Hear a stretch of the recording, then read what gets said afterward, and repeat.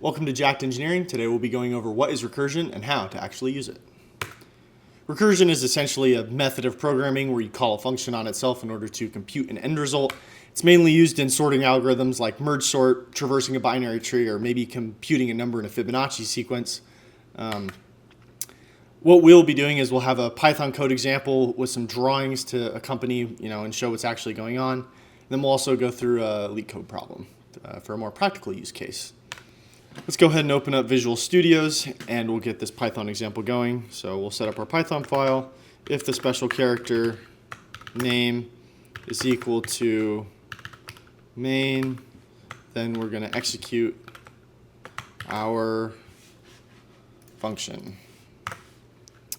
We can call this REC.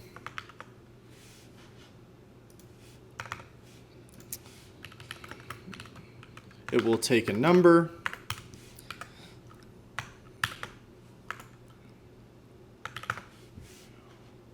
and it will output a number.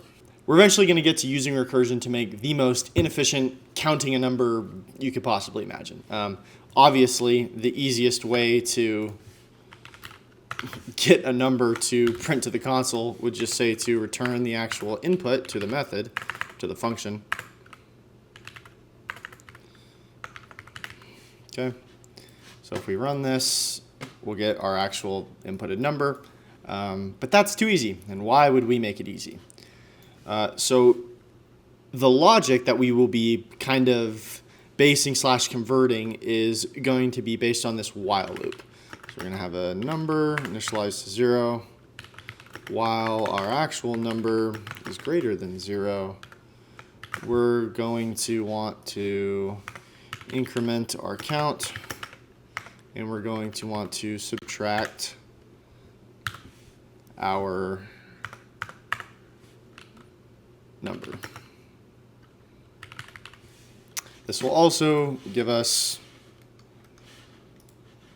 an error because why? What?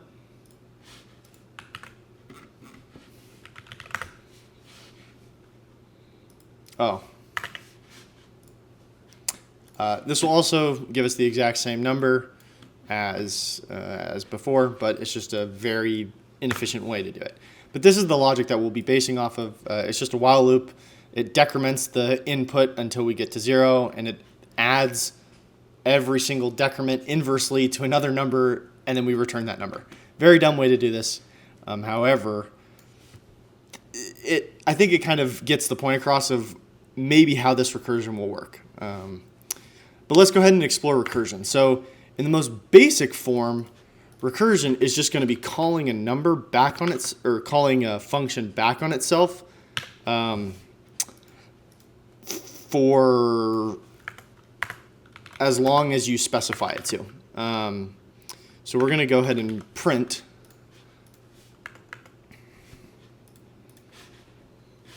this. So what we're doing is every single time that the function is called, it's going to print here, and then it's also going to recall the function with a random number. We're going to get an error because it infinitely runs because there is no break condition. Okay, so in order to create a break condition for a recursive call, we're just going to add a simple if statement. If number is equal to 0, return. Okay, wonderful. And now, instead of returning a random number, we're just going to decrement the number every single time that the function is called. So it's going to go 5, 4, 3, 2, 1. You'll see that I'll actually print the number here just to show you.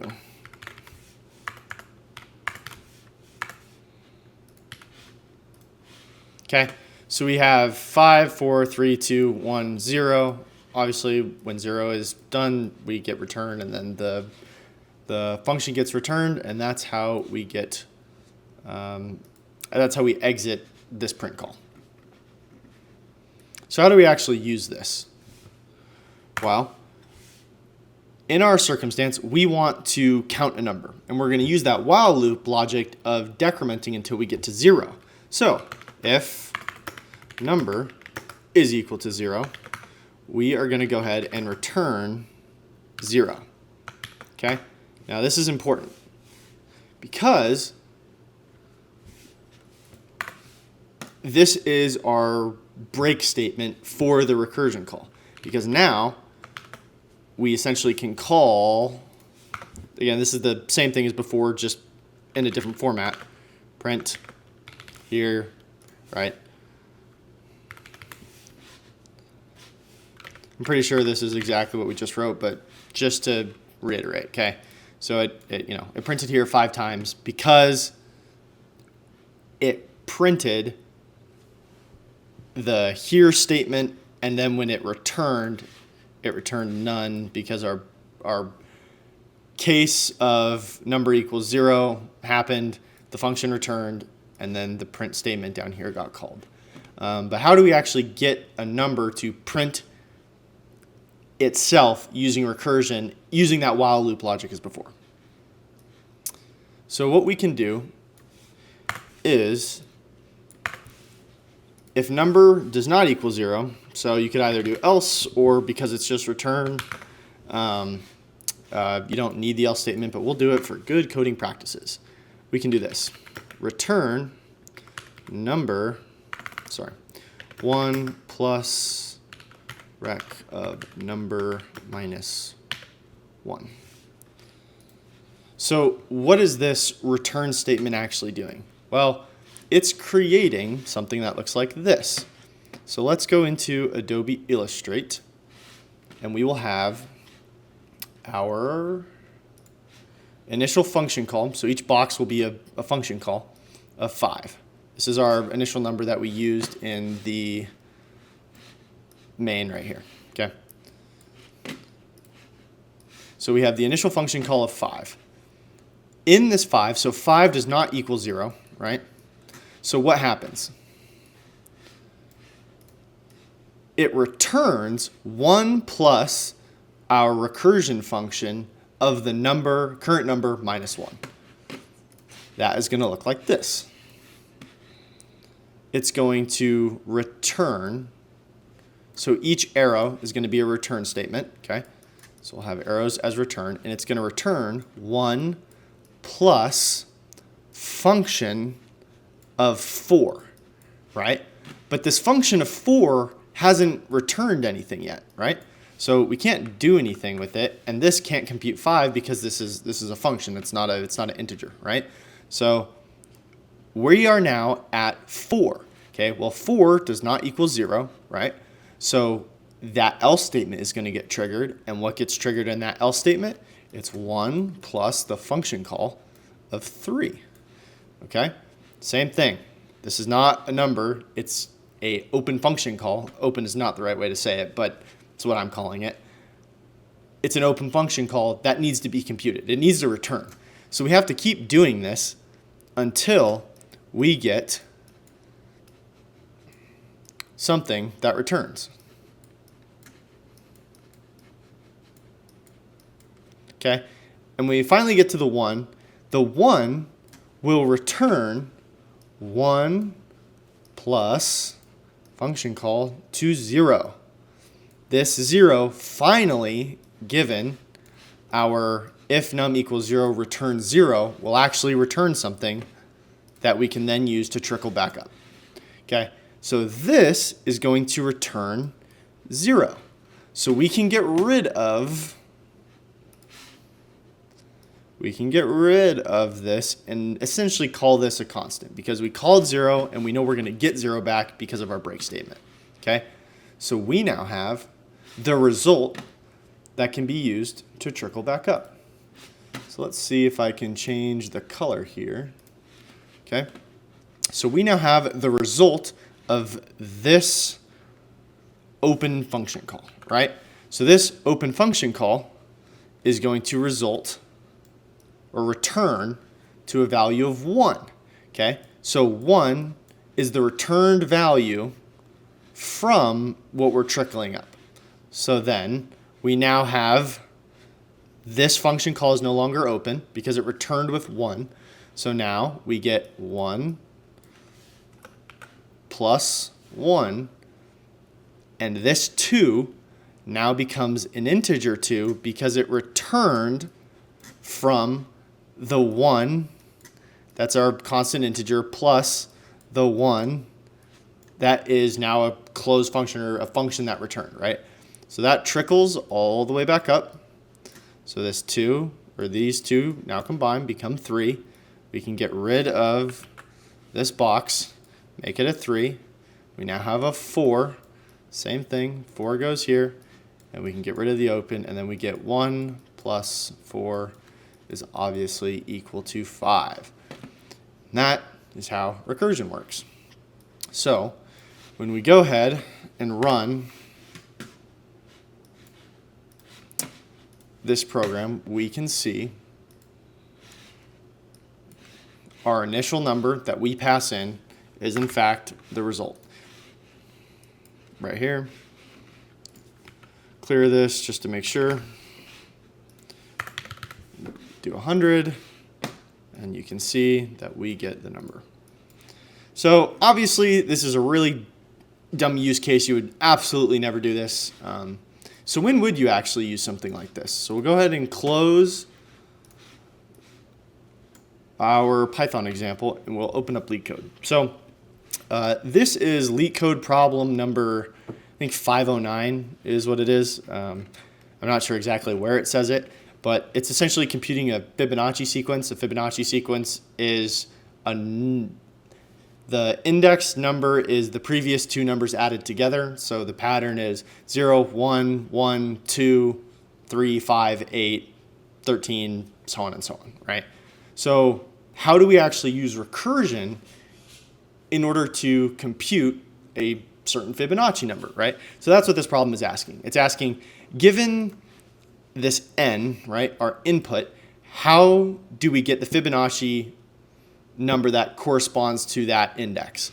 So like I said, the sequence starts with 0, 1, 1, right? So the 0 index, which is the first position because we're 0 indexing, is going to be 0. The first index is going to be 1. F of 2 is going to be 1. F of 3 is going to be 2, so on and so forth. So you can see F of 3 is going to be,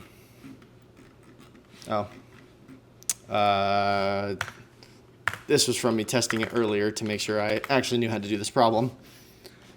So can we just return? Great. Okay. So you can see in the case of the second index, so 0, 1, 1, so that second index, that's going to be 1. This third index, 0, 1, 1, 2, it's going to be 2, so on and so forth. Okay. So how do we solve this? Let's go back into Adobe Illustrator. Let's use the same-ish kind of logic before of using previous results to compute what we now have, right? So let's say that we have a function. Oops. Let's say that we have a function, and this function computes the 2 previous numbers, because that's what Fibonacci is, right? Fibonacci is going to be the current index, right? So how do we represent that? We can do cur minus 1, right, plus cur minus 2, right? The current index minus 1 index position plus the current index minus 2 index positions, okay? Well, that's kind of hard to do if you think about it from an index that's, all the way further up. However, if you start the Fibonacci sequence at index 2, then it's very easy to do it. Why? Because we know that the first index position, the first index position is represented as 0. We know that the first index position is equal to 0.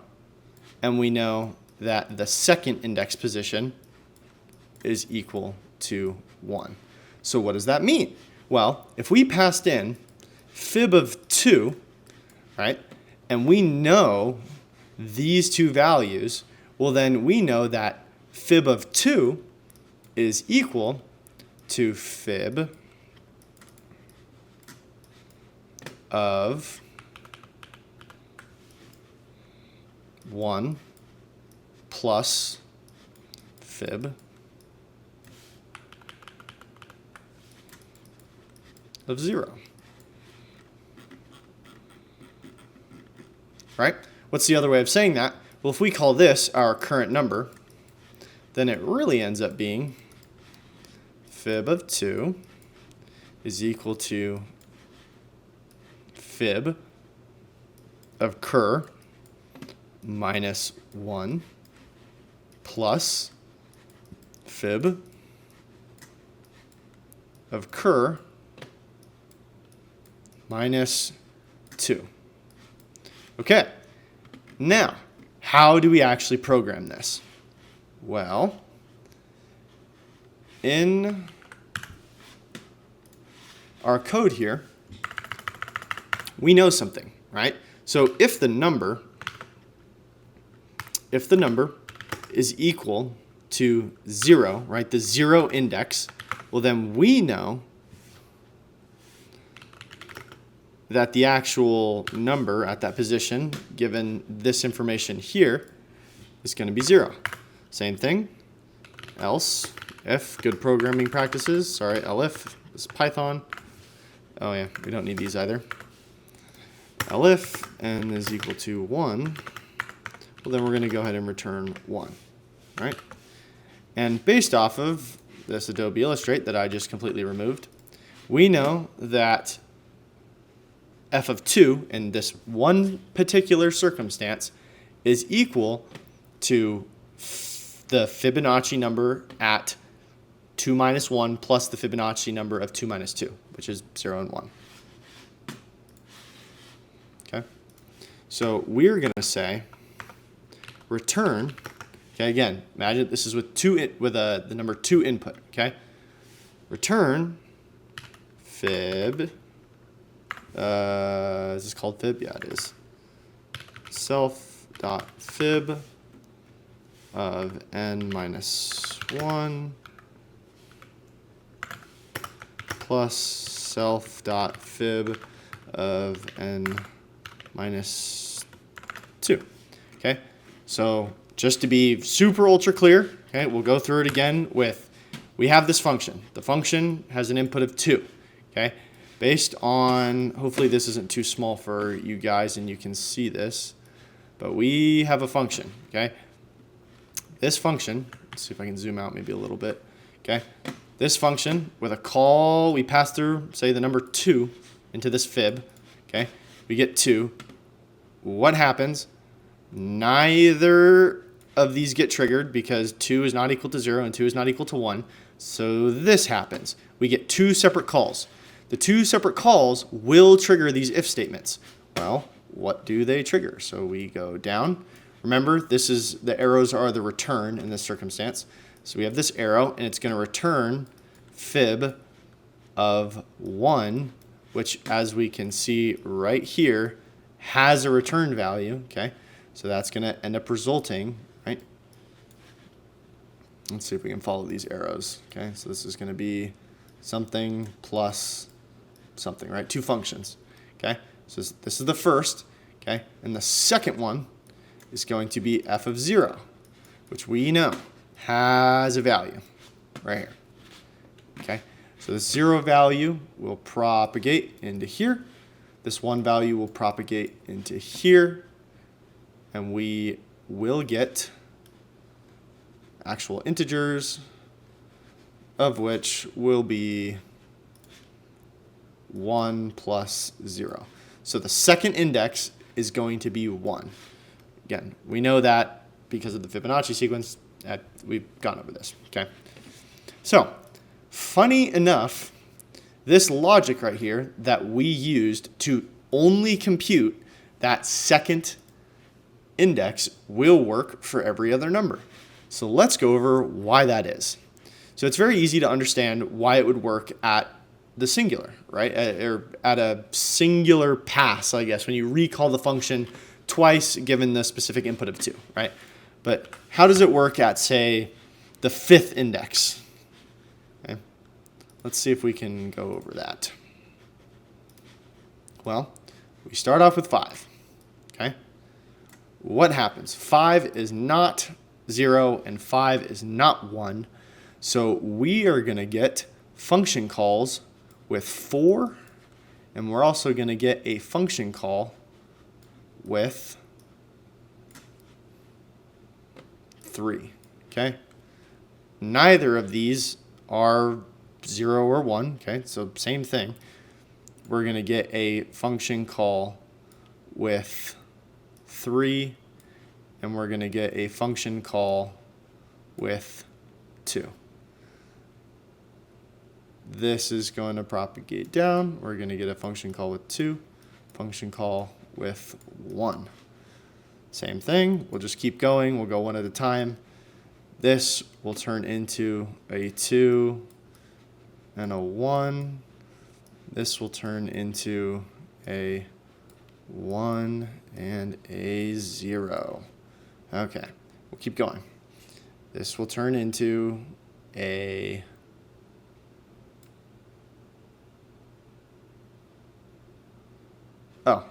this turns into nothing. This is 1, right? This will, however, turn into 1 and 0, okay? This will turn into a 1 and a 0. This one is good. And yeah, so we're all good. Excuse my extremely sloppy drawing, but hopefully this can illustrate the point that we're trying to get at, right? So every time we see a 0 and 1 inside of this, inside of the function, it has a value that's associated with it, right? So what's going to happen is every single time that 0 or 1 happens, right, we can add those together because those are actual values and they're no longer being called on itself. Therefore, recursion is no longer happening. So we get 1 plus 0 is 1, okay? So we're getting this second index is getting a 1. This 1 is also going to equal a 1, right? So there's a 1 here. The two lines are added together, right? Because this is the split. So every single time the function is called, it gets split. Or, because it's recursion, it's calling back on itself, and then it gets a fib call at 1 index behind and 2 indexes behind, okay? And we'll keep doing that all the way up.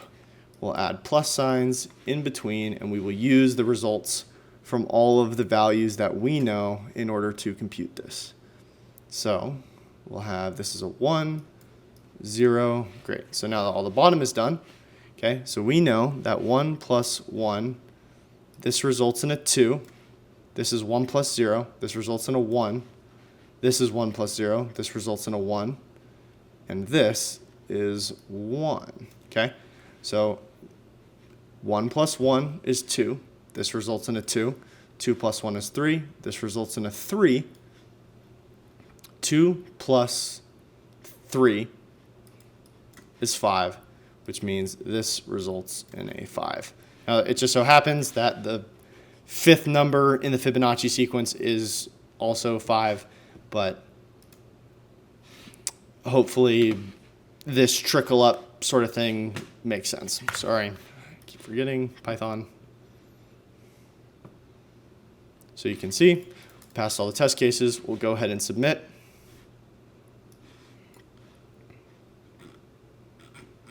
Where did the submission go?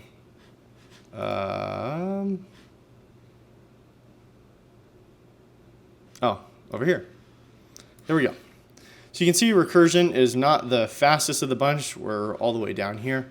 But we did pass all the test cases for this Fibonacci problem. Hopefully that explained recursion enough for you to use it.